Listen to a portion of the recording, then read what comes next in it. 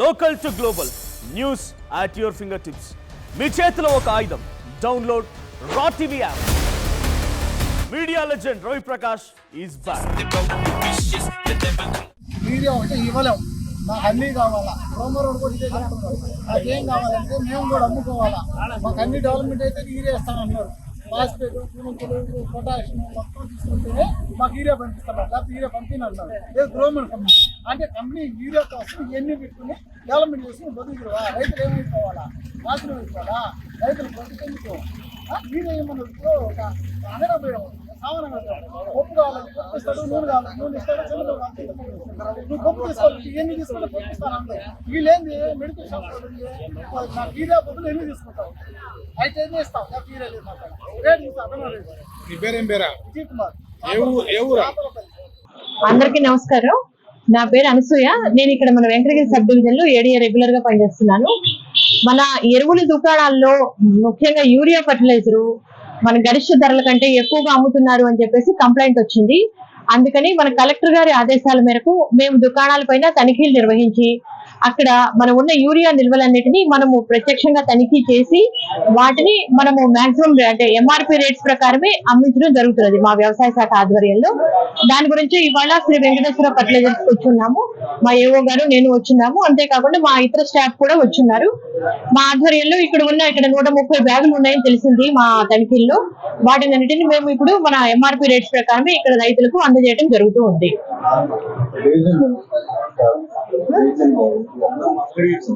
Venkatagiri sub division అంటే Venkatagiri sub division లో ఇప్పుడు మొత్తం వీళ్ళ దగ్గర ఒక 2000 బ్యాగుల వరకు ఉంటుంది మనకి మన రిటైలర్స్ దగ్గర.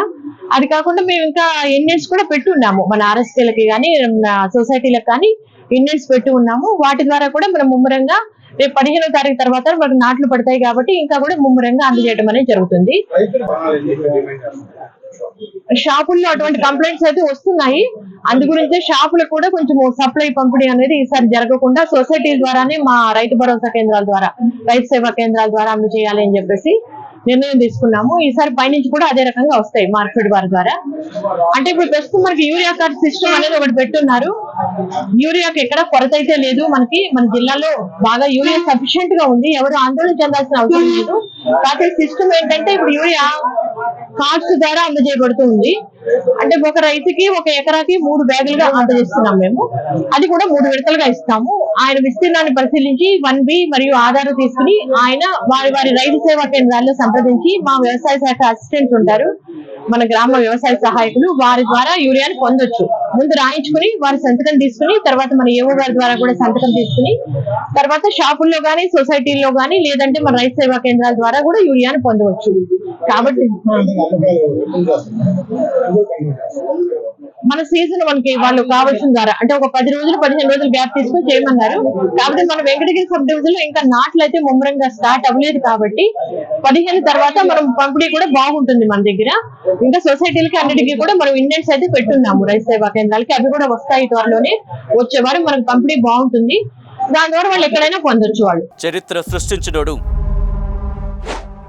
ఇప్పుడు ఆ చరిత్రని తిరగరాయబోతున్నాడు. అబద్ధాల గోడల్ని బద్దలు కొట్టి నిజాలను రాగా మీ ముందుంచబోతున్నాడు. నిజమైన వార్తల కోసం వెంటనే డౌన్లోడ్ చేసుకోండి రా యాప్ని.